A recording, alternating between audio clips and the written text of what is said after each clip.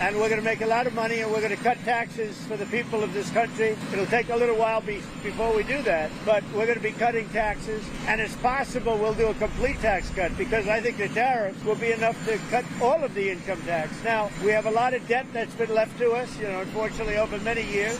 We'll take care of that, but the tariffs, if people only understood the tariffs, we're going to be giving people of this country a tremendous tax cut, and we're going to start with people making less than $200,000 a year. Well, Trump continues to shock the media with his economic strategies. He recently floated the idea of significantly reducing or even eliminating the income tax for Americans. He suggested that tariff revenue could supplement the deficit left by dramatically reducing or even abolishing the income tax. However, we're constantly hearing from the legacy media that Trump's economic strategies are harmful to America, despite the overwhelming support he has in the polls and the many top financial leaders who support and guide his economic strategies. The fact is that numerous financial experts are buzzing with optimism about Trump's economic vision. He's negotiating trade deals and tariffs that put American jobs first. He's slashing financial regulations that have choked businesses for years. Less red tape means more growth, more jobs, and more money in your pocket. Amid the chaos stirred by doubting pundits and media voices, the promise of economic stability is becoming more real every single day under President Trump. But not everyone's happy about it. So why is all this panic in our media when the reality is the markets are stabilizing as Trump presents strength in negotiating with other nations? I mean, who's truly behind this doomsday outlook trying to push Americans into a narrative of fear? Well, of course, at one level, it's the relentless and feckless mainstream media, backed at another level by the interests of big banks that want to keep Americans afraid and resistant to change, precisely because the establishment has amassed so much power and wealth in the old globalist system. As Trump seeks to undo this rigged, crippling regulatory framework in a bid for financial freedom for all Americans, the media, in denial, continues its assault on sound economic principles. While the Trump administration seeks to hammer out beneficial trade deals, big banks cling to outdated ideologies that keep them rich at your expense. The left is terrified of progress. Think about that. The left is terrified of progress because the overregulated, government-controlled economy keeps them in power. They'll scream about risks and instability, but what they're really scared of is you, independent, thriving, and free. They're trying to reject the very policies that are making America great again. Joining me today is Chuck DeLauderante, who's both a patriot and financial expert, helping you to gain back control of your income and expenses to optimize your banking function and build multi-generational wealth. Chuck is a leader in helping working-class Americans use the exact same tactics and systems that the ultra-wealthy use to stay wealthy, avoid big banking schemes, and stay ahead of the economic fluctuations. So if you want to be liberating your finances in future, you guys have got to book a call with Chuck. Just click the link in the description below or scan the QR code on the screen to secure your place in this rising liberation economy. Chuck, great to see you again, my friend. Welcome back. Well, great, Dr. Steve. Really good to be back. And yeah, you really teed it up again well there. So, we're nearing 100 days, barely, I think, right? Close. Yeah. And there's been some amazing things happening. Now, maybe tariffs for the long term are not so great, but certainly we're course correcting. I mean, Trump, his thing, he's unorthodox according to the status quo, right? So whatever he's going to do is not going to be what everybody else has been doing, and the big banks, as you mentioned, the Fed and so forth, the international banks. And so we're in definitely challenging times, but now is the time for families to unify and for people of faith to unify and collaborate for the future. Building wealth, it's like it's like planting a tree that you want to get shade, right? When's the best time to plant a tree for shade? Well, it's today or 20 years ago, right? But we didn't do that 20 years ago. If you, Right. like me, when you were a little younger, maybe you didn't know all these things. Maybe you didn't have the financial wherewithal or you didn't have the coaching. And so we provide coaching, guidance, and a platform to build wealth without ever losing money. There's just a lot to it that we cover during that free discovery call that I put out there. And we work with people from all walks of life. And you mentioned, the working American, the person that's going to bring home a paycheck, or a small business owner. The America is built on small business Right. and is built on the the idea of free enterprise. Well, the big banks kind of get involved and the globalists get involved and they want to quash that down. We have government economy, government driven big bank, big federalist globalist economy. We have government education. We have Right. big corporations. What happens to the little guy and all that? And then Right. you have the business owner. You may have families, we work with families of modest income and we work with wealthy families as well. We're talking people that are really troubled about the inheritance or death tax when you get north of $20 million or more, and you're looking at paying a 40% inheritance tax on anything that goes past the ceiling. It breaks the back of family multi-generational wealth. We help prevent that. So that's what we're all about. And I think, you asked some questions about, why do the banks, why do they want to drive fear? Well, fear drives Yeah. people. What it does is atomizes people, right? They Yeah. want people to be in their own little cells, right? Think of it like a cubicle society. They don't want us collaborating and getting the strength of the individuals and like-minded individuals. Yeah. That's brilliantly put. Yeah, because again, these same banks, the same legacy media, they were telling us over the last 4 years, this is the greatest economy in the world. Well, with Joe Scarborough, they were telling us this was the best Biden ever, and this was the best economy ever. And then here you have Oh, somebody who really seems to want to recalibrate the whole of the world economic order around the American worker, and they're flipping out. They're freaking out. yeah. I mean, how do we get to this point? How did we allow these globalist trade policies to hold back so much American prosperity? I'm curious in particular about the roles of institutions like big banks and their mouthpieces and legacy media, how they allow the sort of economic stranglehold to persist. Well, you really have to have, and you mentioned a key word, you have to have an understanding of economics and how if you're Keynesian or if you go back to Adam Smith or if you're Austrian, all those have premises or preconceived, presuppositional thinking. So I think when you say, how did we get here? Well, take a look at what happened. The whole idea of a central bank or the mega central bank, the international central banking system of international settlements. Uh, the bigger it gets, the more control they want. They want a happy, serf population that just gets enough not to make too much trouble, and then a few people control a lot. And that the central banking concept leads to that. Human nature is fallen, and we also have to have checks and balances. We forget that, when Big Papa, Big Mama is going to take care of us, and we think we're going to be taken care of instead of taking initiative and unifying again with family. Family wealth can be built, but it needs to have a system of thought.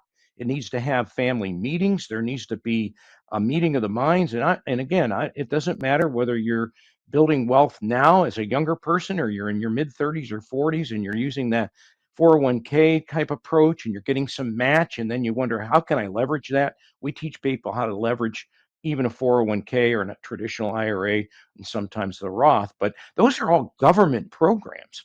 You're really becoming a slave to the system. How do you break free from that?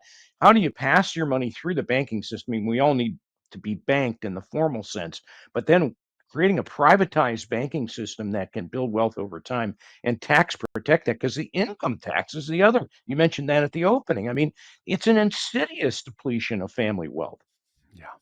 Yeah. When just as you're talking, I thought about, I forget the article I was reading, but this analyst had pointed out that what FDR and LBJ did, good, bad, ugly, it doesn't matter, just descriptive, not prescriptive, is they convinced the masses that building a great society would no longer, the hard work of building a great society would no longer be done by the citizens and by civic virtue and personal economic responsibility and the like. No, it's now going to be done by government programs, and even they started to incorporate corporations into that as well. So it's Yeah. just like you said, just these colossal giants. They're the ones that are going to ultimately give us this great society, and not everyday Americans, not hardworking Americans who become economically literate and who invest and so forth. So we ended up, I think, inadvertently becoming dependent on these giants, big this, big ag, big pharma, big everything, right? We became dependent on them Absolutely. because we were sold this mythology that they're the ones who are going to be bringing in this great society. R.J. Rushdoony wrote on family, and I want to go back to family because that's really the core of how our country was built. It's really, I think, the way forward. And it's we've got to have a message of hope, and it's got to go beyond MAGA. It's got to go beyond the politics of the day, the two-party system. We've got to go back to the trenches. We've got to rebuild family in America and Mhm. think about it's all starting businesses, working together, trusting one another. People of faith need to learn how to work better together. If you're a person of faith, but you're this little individual candle out there, you're going to be ineffective. Rushdoony wrote about the family. He said there's the atomistic family. We're all going in different directions. And maybe there's the family of convenience where maybe we have, a birthday party or a wedding or baby shower or whatever. And we've got to move that to what he called the trustee family. That means we trust one another, we invest in one another. We're looking long term. Getting wealthy is a long-term proposition. We are I think, on the crest of great things. And I don't know that the Doge thing has met its goals yet. They're a little shy at this moment. I'm hoping that thing becomes a reality because we do need to cut costs. But we're talking about an ocean of debt, a governmental system that's going to push back and push back hard. And the globalists don't fight clean. And we got to get over that. We got to quit thinking everybody's going to be nice around the table. And so I think Trump gets that, obviously. C.S. Lewis, in his book, The Weight of Glory, wrote this. And I love this quote. He said, "We are half hearted creatures, fooling about with drink and sex and ambition when infinite joy is offered to us, like an ignorant child who wants to go on making mud pies in a slum because he cannot imagine what is meant by the offer of a holiday at sea." And Yeah, that's a very British term, the holiday at sea. But that holiday at sea, that's where we want to be, Dr. yeah, T. yeah, We want to yeah. be at that Amen. holiday at sea, but we have this hopelessness. Hopelessness ain't going to get you there. It's going to Right, get you to the back of the envelope where you're going to be looking at yourself in the mirror saying, what happened here? How right. come I can't get ahead? Right. Oh, it's so beautifully put. Yeah. That's a great pivot here. I do want to talk about the hope here. What hope do Trump's economic reforms, from your vantage point? Let's say they're ideally done. I mean, we're already seeing it: slashing regulations, renegotiating the trade deals, reducing taxes. What hope does that offer to everyday Americans, especially the next generation? How can these policies empower particularly families to build lasting wealth? I think the answer there, you have to contrast the immediacy, the immediate effects of that or effects of it, and then thinking long term. So I don't know that everything that we're seeing right now, I think it's going to create jobs. I think it's going to, if we can get the tax cuts to stay in place and maybe even better, I think the average American can benefit by having more capital come into their household. And capital is king. I mean, cash Right. flow is really king. And so Right. we have to be looking at ways. And if you build a small business, you don't have to have real estate to do cash flow. People get stuck on real estate. It's a great asset category, but it's only one of many. And so people need to think about preserving their capital. That's the cash that comes into their household. And you know Mhm. what? Some people that have immigrated to this country, and I coached baseball back in the day when my kids were younger, and I had this kid on my team. His family came from Taiwan, I think, and they just dominated the business that they got in because they Yeah. worked together, they lived together, and eventually they become, multi-generational, multi-family houses and everything else. But in the beginning, I remember I took him home one day, and there he was. The whole family was lined up out there to welcome him home from the Oh, baseball practice. wow. And it was powerful message to me. That stuck to me to this day, Yeah. and it just popped into my mind. I didn't really rethink that story, but it reminded me about how the glue of that, the fabric of family unity around a business that they wind up acquiring was a powerful message of wealth building. So I think back to your question, we're on the we're standing on the edge, looking out over the horizon. We're not going to get there by doing nothing. So I think Right. I would do this. Number one, we need to pray. We need to pray and trust the Lord for our wealth. It's Him who brings us wealth. And I know I'm going to be evangelistic here, but I hope that's okay. It's That's the all Lord right. You that gives us wealth. So we need to pray and trust the Lord. Number two, you got to rethink your thinking. Where are we, right? Your question is, are these programs, how can they help me? Well, if you can get more net revenue into your home and you can maybe make a little more and spend a little less, and then yes. make some smart moves with your money. Again, I'd love to talk with you as any of your listeners as well. And then thirdly, unify and collaborate. Unify in the family, collaborate with fellow and like-minded people, fellow believers if you're a Christian, and then finally act. You have to take action. Mhm. Smart action is good. And then lastly, don't give up. You can't give up. Tenacity used to be the fabric of our country. People who came here, back in the 30s and the 40s and even earlier than that, they had tenacity. We need to recapture the youthful vibrance. I Yeah. The mean, here I vibrancy. am. I'm Right. I'm in my 70s now, and I just feel like I'm getting started. I'm Yeah. having a great time. I Yeah. mean, I got grandkids here this week. We're out swimming in the pool. Then I'm on this interview, and I'm doing business here and there, and Yeah. I love it. So I think I would do that anyway because I'm just that kind of person. But I think back to your key point here, Trump, Doge, whatever's going on with all the tariffs and the cuts and the reformation, we need to eliminate, that Department of Education. I was so glad. I think we need to rethink our thinking about that too, because that's Yes. only brainwashing the future generations. Yes. I mean, you've Yes. been in education, so have I. Taught different levels in college and so forth. And Yeah. I met some undergraduate students that their mindset was appalling. I'm Yeah. thinking, what am I going to do with these kids? I mean, they give me answers that are right out of the globalist playbook. Right, right, right. Well, that's all they got. That's what they got from the Department of Ed. The Yeah, late, the late not so great Department of Ed. That's right. yeah, So yeah, yeah. that's a perfect pivot again to my final question to you. Is just all right. What practical action steps can our listeners take right now to just align just these amazing changes that are happening around us, align with those changes and begin securing their financial freedom. It just what you said sounds so beautiful. What can we do right now? Yeah, I love it, and it's like a good sermon if there's no application at the end. So what? Who cares, right? You go home and say, "Well, that was nice, but it was very philosophical." So here's some practical steps. Number one, you've got to find a way to start saving back some capital to Yeah, build forward. Okay, so you've got to get a hold. You've got to do a family budget. We help people do that. We don't charge for it, but we urge you to take out every credit card statement, take out every utility bill. And most families, especially if you're younger and raising children, you really don't know what your expenses are.